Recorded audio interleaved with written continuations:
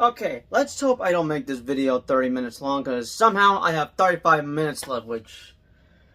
Oh my god! Why do I have to keep running statuses? Okay, moving on. Forgive me for looking hideous at the moment. I just woke up having a new pimple, and I have like 2 pimple patches on my face right now. Also, I really need to get my Funko Pops up on the walls, because I still haven't put up my shelves, as that is gonna be a total pain in the ass for me setting these up again. Also, I badly would like to get some dinosaur Funko Pop, because I just realized I don't have any Jurassic Park Pops. At least I don't think. But anyways, let's get back to topic. Hello everyone, welcome back to another review on the channel. I was indecisive what video to start first, whether to do my review on Jurassic World Rebirth first, or, I don't know, try to show you guys how y'all can make your own Superman costume. That's basically going to be the next video after I post this one. I did want to make this as soon as I got home from seeing Jurassic World Rebirth yesterday, but I ended up falling asleep watching a Lego compilation video of all the new Jurassic World Rebirth sets. If there's one set I would like to get, because I do have the Dinosaur from Jurassic World Dominion. I do have the Indominus Rex breakout set, finally, as that took me a freaking decade. Well, not exactly a decade. It's taken me 7 years. I didn't get it until, like, January 2023. And I generally do have the Lockwood Estate Lego set. Unfortunately, there's some pieces missing. I could have my mom get a new one, which will be expensive, because old Lego sets are now going to be quite expensive than what they originally were back then. Or I just go online and reorder the Lego pieces. Wouldn't be the first time I've done it, because I did it for when I had a missing piece on my Lego Cheetah set. It's the one with those animals that, like, there's a lion versus an alligator. They're best friends, basically like Optimus Prime, Megatron. I don't know if you know what I'm talking about. Whatever happened to that? That was like a decade ago. Did they stop doing Lego sets for Lego Cheetah? Is that how it's called? Back to topic. There is one Lego set I would like to get, and that would be the Spinosaurus one, because we finally have a Spinosaurus Lego set, and I do hope we get a Lego set for Jurassic Park 3, since they've been doing new Lego sets on the original Jurassic Park film. But anyways, back to topic. So I got out of bed, and I meet up with my grandpa to watch Jurassic World Rebirth with him, as I finally posted my movie vlog. Sadly, that video wasn't posted until earlier this morning at like 12 a.m. Midnight. I was trying to have that out as soon as possible, but oh well, at least I posted a video on July 2nd, which was me trying out a Snapchat filter of Jurassic World Rebirth. But yeah, I'm still technically processing my thoughts on Rebirth, as I've seen the movie twice now, and I technically didn't take any notes, but I think I know which important topics I would like to discuss, and I should probably put this out of the way. I will be discussing spoilers. So if you've not seen the movie, I would recommend heading to the theater, checking it out, and then coming back here to watch this video. Alright, quick summary on Jurassic World Rebirth. I saw this coming a mile away. Like, 3 years ago, I knew that they were capping that Jurassic World Dominion would be the final chapter in the Jurassic saga. Yeah, you say epic conclusion. Okay. See you in the next 3 years with a new Jurassic World movie with a new cast. That'll probably be like a soft reboot. And here we are. 3 years later, we have a new Jurassic World movie that is set to potentially set up a new trilogy, as this movie takes place 5 years after the events of Dominion, so we're in like 2028. So I'm guessing those campers are probably in their 30s and probably have kids of their own. I doubt they'll probably do another sequel series to Chaos Theory, because I'm pretty sure we're just gonna wrap things up with the campers with the next season that I'm betting is gonna be the final season for Chaos Theory. But yeah, we're going back to basics with this one, and this time they are doing something new, and that is bringing in mutated dinosaurs. For the first Jurassic World movie, we were dealing with hybrids, specifically with the Indominus Rex, or the Indoraptor, or even the Scorpius Rex from Camp Cretaceous Season 3. And apparently this island they were on, this was a testing ground for like, alright, let's see what dinosaur we could cook up to boost some ticket sales on our Jurassic Park, or Jurassic World theme park. And basically something went to shit involving the D-Rex, and basically they just abandoned the island, leaving behind all the mutated dinosaurs that look totally weird looking, as yeah, there's some mutated dinosaurs here and there. Like, for example, there's one called a Mutodon that is basically a raptor with wings. But yeah, I was pumped to check this out, because who isn't a fan of dinosaurs or seeing dinosaur movies on the big screen? Plus, I'm a fan of the Jurassic Park franchise, and I enjoyed all 6 movies, yes, including the Jurassic World trilogy, as I stated that I kind of prefer that over the Jurassic Park trilogy, which is probably a hot take, and basically I'm Flynn Rider in that one Tangled meme, because of a hot take I have about the Jurassic Park franchise. And the only thing that got me excited about this, besides Scarlett Johansson being in this movie, as I totally don't have a celebrity crush on her, along with Mahershala Ali, who I'm still waiting on his Blade film, and Jonathan Bailey, who I've known him from Bridgerton, can't wait to see him again in season 4, Becoming a Dad, and then Wicked for Good later this November. But yeah, besides those 3 big names I just mentioned about, along with the D-Rex, and that we'd be getting mutated dinosaurs, those were the, I guess, 3 things that got me pumped about this movie. 1, I was looking forward to see the main trio cast. 2nd, mutated dinosaurs. That's something new that we haven't done in this series. And I was definitely anticipating to see the D-Rex, as it is a combination of T-Rex, Xenomorph, and Rancor from Star Wars, and my god, he's so ugly. I already love him. Or her, because most of these dinosaurs are female, and yet they can somehow reproduce all on their own without having to have a mate. And having to see the movie finally, I'm not gonna lie, I came out feeling like, okay then, that was something. Basically what I'm trying to say is that I felt kinda mixed on this movie, which is kind of the first time I've ever felt this way with a Jurassic World or Park movie. First one's a classic, obviously staying at number 1. The Lost World I do enjoy, just consider that my least favorite. I do like Jurassic Park 3, as I consider that to be an underrated movie. I mainly enjoy it because of the Spinosaurus. I love Jurassic World, that's one of my favorite movies from 2015. I definitely love Fallen Kingdom, as this is a guilty pleasure I have from 2018. And yes, I know that Dominion is a bad movie, but I can't lie to myself, I personally enjoy it. But out of those 6 films, I've not come out feeling underwhelmed or disappointed or mixed. I've come out loving them. With this one, I came out of the theater with a different kind of feeling I've never felt before. And I could say I came out underwhelmed, but overall I was mixed, honestly. Now, to just get it out of the way, as I've already mentioned in my movie vlog, I overall enjoyed this movie. I think the problem I had was my expectations. Now, I'm gonna be honest, I didn't know what to expect for this movie. Well, I know I had a few expectations here and there, specifically with the D-Rex, but I didn't know what expectations to have for this movie, because we were starting fresh. Kind of like a soft reboot, but not entirely a full-on reboot, because we're still in the same Jurassic Park universe we started on 32 years ago. And as for the characters we followed in the last movie, yeah, they're just chilling. They're just living out their lives. As for the dinosaurs, which I can't believe this is now happening in this movie, most of the dinosaurs that were on the mainland 5 years later, they're either dead or dying. Well, great job, Universal. You totally wasted all the potential that you had set up at the end of Fallen Kingdom, where how are we going to handle the situation where we have dinosaurs on the mainland now? Because we sadly didn't focus on that. Instead, we focused on Locust and Dominion. As I mentioned in my re-review, yes, I love Jurassic World Dominion, but I'm not going to hold back on some of the 3 biggest criticisms I had for that film. But hey, if you would like to see the potential of how we handle dinosaurs beyond the mainland, check out Jurassic World Chaos Theory on Netflix, because that's doing a better job than what the 3rd movie failed to do. And I cannot wait for season 4, which I know for sure we're getting later this year. And I'm betting my money it's going to be the final season for Chaos Theory. I knew it!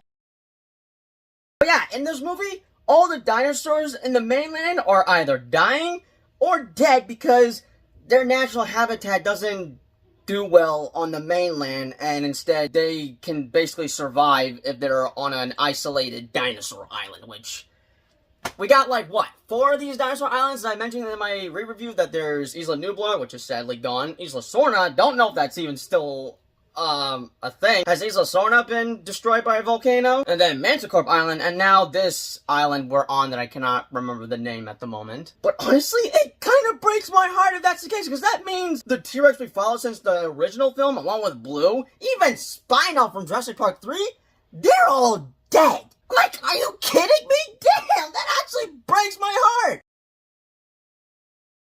But also, people do not care about dinosaurs, as I guess they've had enough of their bullshit of all these dinos eating everybody here and there. Which is a little depressing, but at the same time, I could see potential here. After watching this movie, I could see little breadcrumbs of potential this trilogy could have. If we are going to be getting a new trilogy, which, as I've already stated, expect a 5th and 6th Jurassic World movie, because Universal will continue to milk this franchise till the end of time.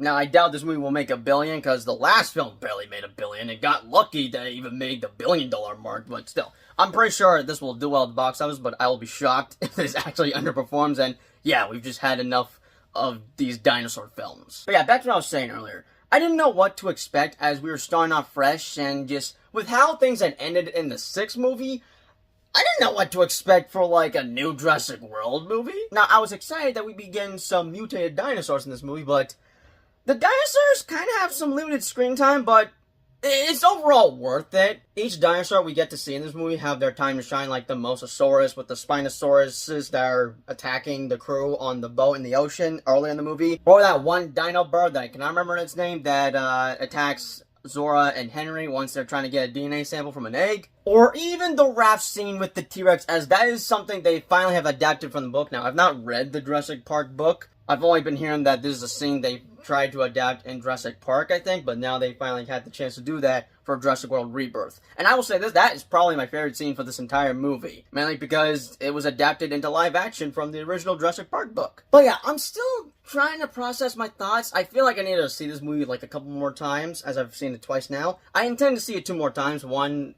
with my friends, and then the other time when I check out Jurassic World Rebirth, Superman, and Fantastic Four First Steps all in one day, so stay tuned for a movie vlog of that by the end of this month. But let me get some pros out of the way before I get to my cons on this movie. For starters, Jonathan Bailey's character is easily one of the best parts of this entire film. He's probably one of the best characters since Ian Malcolm from the first Jurassic Park film. I definitely enjoy Zora and Duncan in this movie, but my favorite out of the trio has to be Dr. Henry Loomis, if I remember his name correctly. I'm not great with remembering names, but if I remember correctly, I think it's Dr. Henry Loomis. But yeah, out of the 3 characters, which would be Zora, Duncan, and Henry's my favorite out of the 3. Also, I will say this, I called it that this dude named Martin Krabs, whatever his name is, was gonna be some type of human villain in this movie. But for whatever company he works for, called Parker Corporation, whatever it is, I cannot remember the name at the moment, but they're definitely setting things up with this company he works at, which I'm gonna get to later in this review. I also really enjoy the family that we get introduced later in the movie that gets stranded on this dinosaur island as soon as a Mosasaurus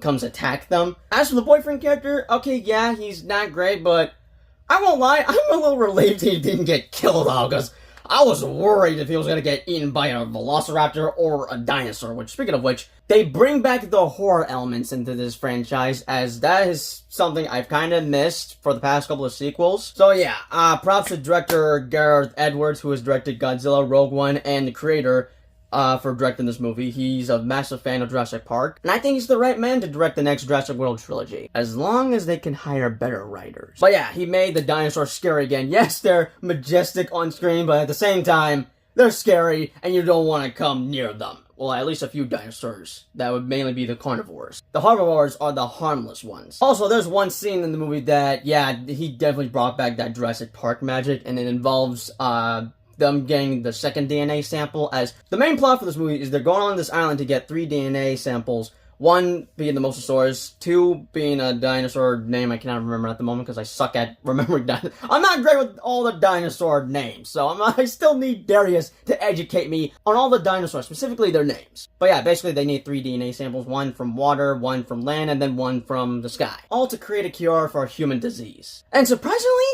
they get away with all 3 DNA samples, as I think that has to play an important part for the next sequel. But back to topic. That scene just brought back the original Jurassic Park magic, and yeah, as I mentioned earlier, I think Gareth Edwards is the right man to direct the next 2 Jurassic World movies, if we do get them, and we will.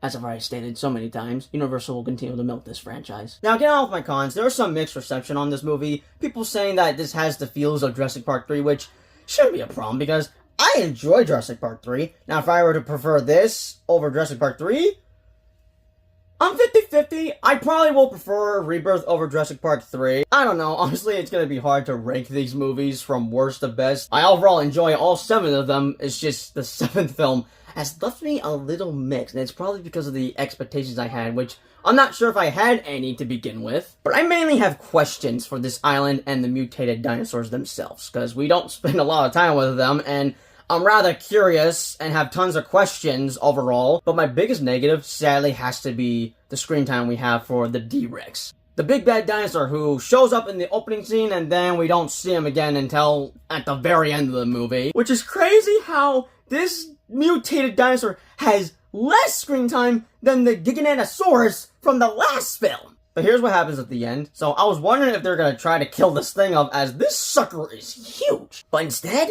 they managed to get away from the D-Rex, and it just goes back into the island minding its own business. I have to believe that this won't be the last time we see the D-Rex, because with how this movie went down, which, honestly, it's a simple story. There's a good chance we probably won't see these characters again, which I highly doubt, and I hope we get to see them again for the next sequel. But as I mentioned, this is a simple story in the Jurassic series, but with how things went down in this movie, I think this movie is mainly just a setup for the next 2 movies that we could potentially get for this new Jurassic World trilogy. And if that's the case, I hope we get to see the D-Rex return, because you owe me a ton of screen time, Universal, because I was looking forward to see this big bad dino. But yeah, the D-Rex, the mutated dinosaurs, along with the DNA samples, I have to believe those 3 specific topics have to play a part in whatever they're doing for this trilogy, and as I mentioned earlier, I could see the breadcrumbs of potential this trilogy could have. And I did watch an ending breakdown video that kind of helped me out on processing my thoughts, because I wanted to know, like, okay, what the heck was that at the end? It kind of just ended abruptly, you know, just this was a simple story here and there, but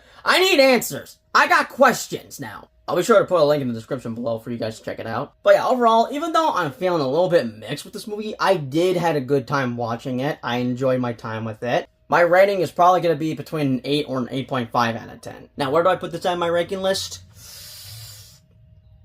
Okay, my excuse for this, I only have it ranked by how many ratings I've given for each movie, from 10 out of 10 to 7 out of 10. Like, lowest rating to highest rating. Also, it's my personal opinion. Then again, I enjoy all these movies, though I will be honest, this will probably take me 65 million years just to make up my mind on where I rank most of these movies, except for number 1. That's staying at number 1. But with that being said, I think that's all my thoughts I shall say for Jurassic World Rebirth. Hopefully I'm not forgetting anything important to mention about. As expected, there was a couple of things I forgot to mention about. I'll showcase my quick review on Jurassic World Rebirth like I did when I showed my quick review on Dominion in my Jurassic World 3 movie vlog, but one pro I do have for this movie is there is great suspense. Whether you care about these characters or not, you do worry about them getting eaten by a dinosaur or not. Like, for example, the family in the raft scene. I was frightened about one of the characters getting eaten by a T-Rex. As for a con, I don't think they used any practical dinosaurs in this movie. That is something I enjoyed seeing in these Jurassic films, is seeing practical dinosaurs on screen. And for this one, there was just CGI dinosaurs. In the last movie, there was a lot of practical dinosaurs with a little bit of CGI. You could barely tell which was CGI and which was practical, because it was all well made. But yeah, I just miss seeing practical dinosaurs in this movie. And if you have seen the movie, be sure to let me know your thoughts, comments down below. And as always, I'll see you guys in the next video. Peace out.